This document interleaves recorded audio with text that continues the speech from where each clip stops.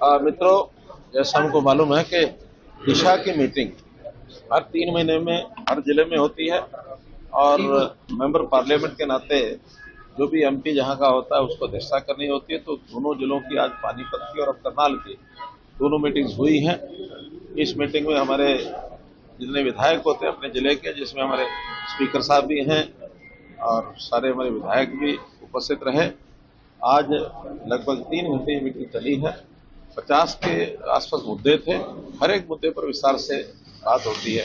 सब विभागों के अधिकारी होते हैं।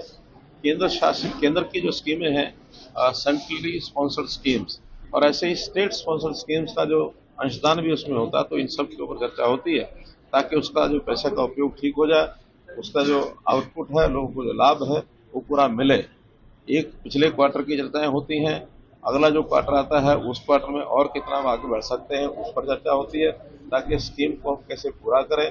आवश्यकता पड़ने पर और डिमांड भी की जा सकती है, किसी भी मद के नीचे बजट की कमी है तो पूरा कर सकते हैं, ले सकते हैं, और जो टारगेट पहले होते हैं उसको पूरा करने के लिए काम किया जाता है। आज की बैठक में 4-5 बिंदु विशेष हैं जो आपके माध्यम से मैं बताना चाहूंगा। उसके अंदर एमपी लेड जो स्वयं मेंबर पार्लियामेंट के नाते से मुझे ही खर्च करना होता है, तो उसके अंदर आज सभी 5 विधानसभाओं में 1-1 करोड़ रुपए का सैंक्शन जो है एमपी लेड में किया है। सारे हमारे विधायक वो सब इसका उपयोग करेंगे। इसी प्रकार से स्वच्छ भारत मिशन शहरी का तो एक कंपटीशन ऑल इंडिया लेवल पर होता है, लगभग 4,500 शहर उसमें भाग लेते हैं, लेकिन ग्रामीण क्षेत्र का कोई कंपटीशन राष्ट्रीय स्तर पर नहीं होता। तो ये तय किया गया है करनाल में भी और इससे पहले पानीपत में भी कि जिले के सब गांवों का, सब पंचायतों का एक कंपटीशन कराएंगे ताकि अगले साल भर में जो भी स्वच्छता के पैरामीटर्स हैं, जो केपीआई हैं, उसके आधार पर और प्रतियोगिता हो, जिसमें एक होड़ लगे, प्रतियोगिता हो, गाँव की सफाई अच्छी हो।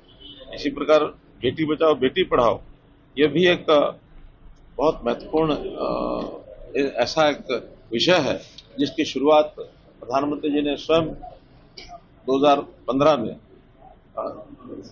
पानीपत से शुरू किया था। उसके रिजल्ट सारे देश भर में भी अच्छे रहे, यहाँ भी रिजल्ट्स अच्छे हैं। आज मुझे बताया गया कि करनाल की जो जेंडर रेशियो है वो 971 है, जो अपने आप में बहुत ही एक अच्छे उस लेवल पर है। तो भी इसको मेंटेन रखने के लिए और जितने भी पीएनडीटी एक्ट के अंतर्गत जो भी एक्ट की इस्तेमाल किया जाए, सख्ती की जाए, कहीं भी इस प्रकार के जो अल्ट्रासाउंड करा करके इस प्रकार के सेक्स डिटर्मिनेशन के जो काम होते हैं उसके ऊपर रोक लगाई जाए, चाहे वो हेल्थ डिपार्टमेंट है, चाहे हमारा महिला बाल विकास विभाग है, इन सबको कहा गया कि इसके ऊपर भी पूरा ध्यान रखेंगे। नीलोखेड़ी का एक गांव है वीर बड़ावला, तो उसकी जो मलकियत है उस मलकियत जो है वो स्टेट की है, लेकिन वहाँ लोग बसते हैं, उनकी प्रॉपर्टी आईडी भी बन चुकी है।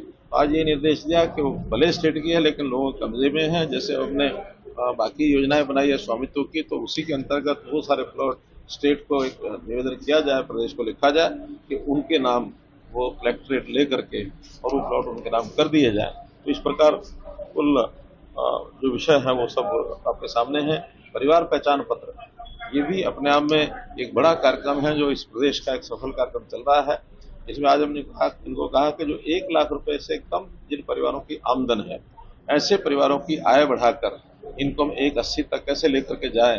तो रोजगार की जितने भी योजनाएं हैं उनको सबसे पहले प्राथमिकता में इन परिवारों को दिया जाए, सेल्फ हेल्प ग्रुप इनमें बनाए जाए, यहाँ के युवकों को ट्रेन किया जाए, स्किल्ड करके और उनको रोजगार दिलाने का काम किया जाए ताकि इन परिवारों की आमदन बढ़ सके। तो इस प्रकार से प्रमुख मुद्दे ये थे, बाकी विकास के बहुत से मुद्दे या विशेष